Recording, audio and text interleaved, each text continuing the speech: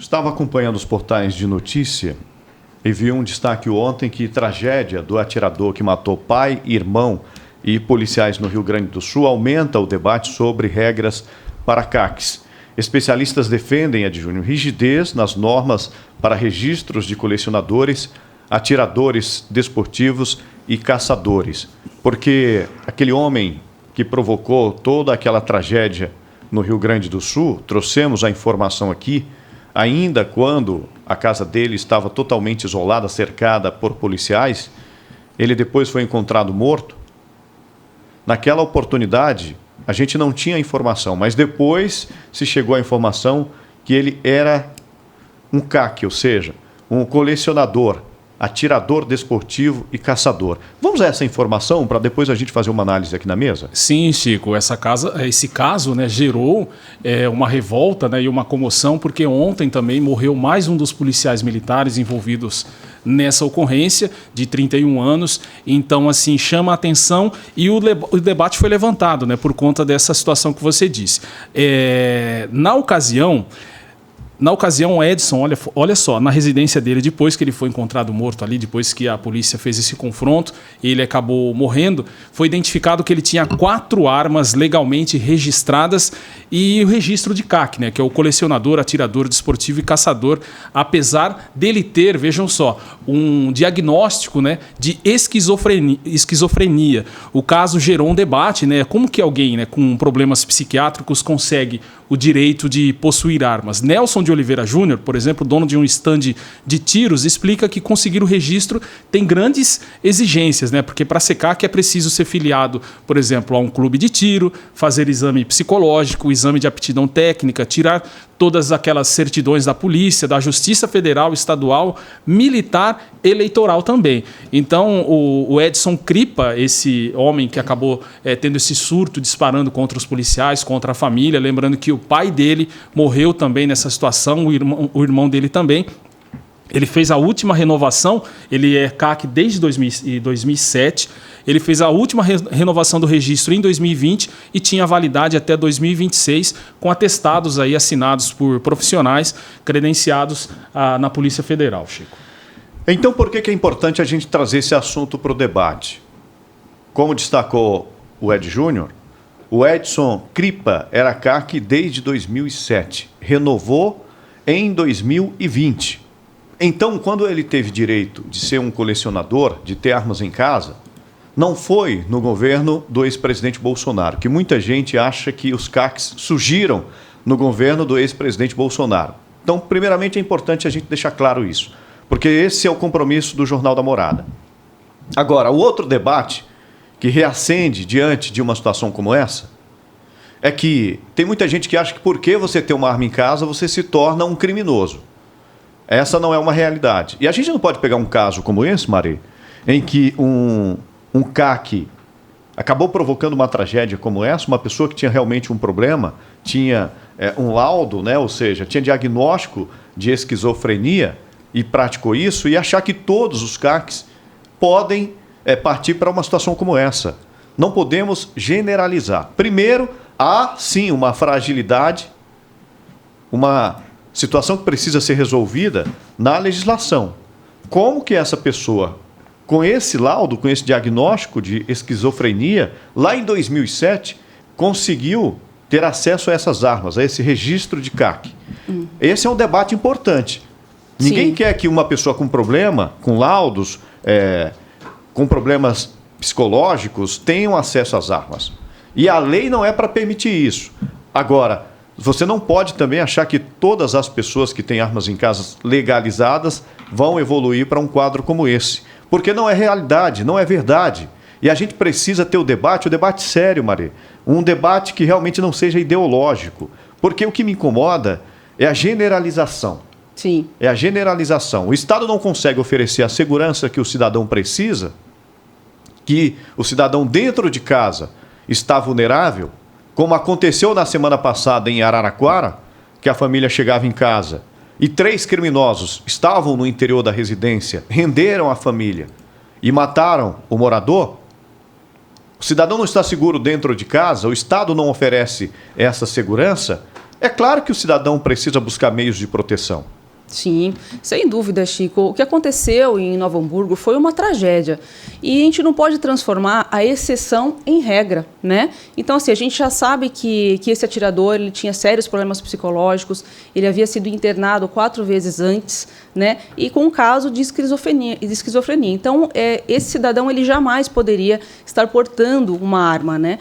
E o interessante desse cidadão, desse homem, ter o registro de armas, é que é possível puxar, sim, o histórico dele, né? Entender quem fez o laudo, quem fez o exame psicológico nele e tentar entender, né, por que isso acontece. E é claro, né, que vai gerar, sim, grande comoção, gerou grande comoção, e eu acho que é legal que surja também a discussão sobre isso, sobre o porte de armas, né? É preciso, sim, levantar essa bandeira, mas a gente, como eu disse aqui, não podemos transformar a regra em exceção, porque, afinal, o maior número de mortes aí que acontece em relação às armas não são de CACs, né? Não são dessas armas legalizadas, e sim de armas ilegais que estão circulando aí por todo lugar, né? Então, a gente não pode esquecer que no Brasil, por exemplo, no ano de 2023, o número de mortes violentas no Brasil foi de 46.328, né, com arma de fogo. Então, a gente precisa entender esses assassinatos, porque eles acontecem, e isso são de armas que que entram ilegalmente no nosso país. Se a gente pegar, inclusive, o número de apreensão dessas armas, são armas que não tem aqui, né? São fuzis, são armamentos pesados mesmo, que entram pelas fronteiras, né? Que entram por todos os cantos, as mas que fronteiras do circulam Brasil. tranquilamente nas periferias, nos morros, né? Então, se você vai para o morro no Rio de Janeiro, você percebe com facilidade, você observa criminosos muito bem armados, com fuzis com potencial para derrubar até helicóptero nos morros no Rio de Janeiro. Sim. Então, o debate ele tem que ser um debate aprofundado e um debate sério, sem levar para questões ideológicas, Júnior.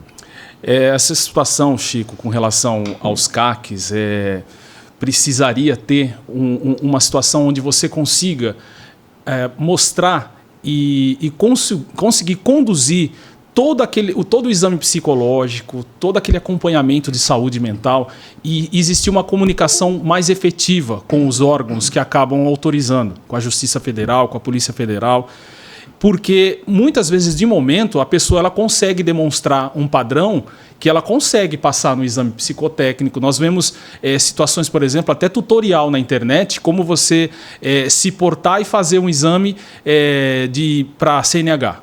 Né? Olha, vai ser perguntado isso no psicotécnico, você vai fazer assim, você vai fazer assado. Para o CAC é a mesma coisa. Então, existem inúmeros sites e tutoriais, vídeos que ensinam como você passar em todo tipo de situação, seja em concurso público, seja em qualquer demanda. A questão é que precisaria ter uma comunicação maior dos setores de saúde ou de quem faz o acompanhamento dessas pessoas que têm esse tipo de diagnóstico para que seja conversado com quem autoriza. Porque uma coisa é de momento, de você conseguir passar, né? Outra coisa é o seu histórico de diagnóstico, né? Quais foram o grau, né, de problemas que essa pessoa apresentou, por exemplo, se ele era diagnosticado com esquizofrenia, de quanto em quanto tempo, né, ele apresentava os tipos de crise, sem medicamento, talvez que ele fizesse uso. Pode, então, assim, mas com crise ou sem crise, ele não poderia ter tido acesso a essas armas. Mas ele teve, ou seja, o sistema foi falho. O sistema é falho. O sistema falho. Porque você não consegue, por meio do sistema, puxar, porque quem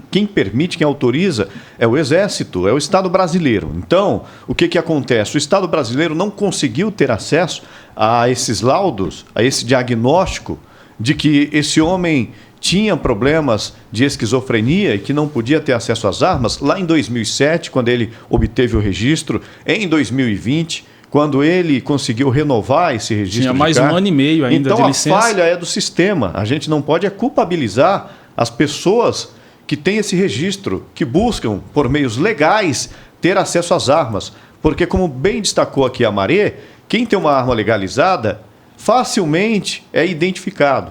Agora, se você encontra uma arma que foi usada num crime e a numeração é raspada, imagine a dificuldade para as autoridades, para a Polícia Civil, chegar à origem desse armamento. Dificilmente chega, porque é arma oriunda da criminalidade. Então, eu sou favorável que o cidadão preparado, psicologicamente, preparado tecnicamente para ter acesso a uma arma em casa, a posse, não estou defendendo o porte, a posse, ele tem assim esse acesso. Agora, desde que ele esteja preparado técnica e psicologicamente. Repito, esse homem não poderia ter tido acesso. Então o problema não está nos CACs, mas o problema está no Estado, que é incapaz de fazer um rastreamento para chegar a esse tipo de problema. É preciso deixar isso bem claro mesmo, né, Chico? Porque a gente não pode, quando acontece um caso desse, né, de grande comoção, a imprensa cai em cima dos CACs, né, achando que todo o problema da violência do Brasil tem a ver com isso.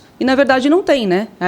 Primeiro precisamos solucionar esse número, né? Mais de 46 mil mortes por armas de fogo, né? Resultado da violência do Brasil e que não foram aí solucionadas, né? Que tem armas apreendidas e que não são de CACs. Então, é isso que a gente precisa, né? Não generalizar, né? É claro que causou grande comoção, mas não podemos achar que a culpa é em função desses CACs. Ainda mais porque, para tirar porte de arma, né? Porte ou posse de arma para os CACs, é muito difícil, né? Tem que passar por todo um trâmite, tem um custo, são provas, né? Que para se conseguir ter o posse ou o porte de armas. Mas é isso, Chico.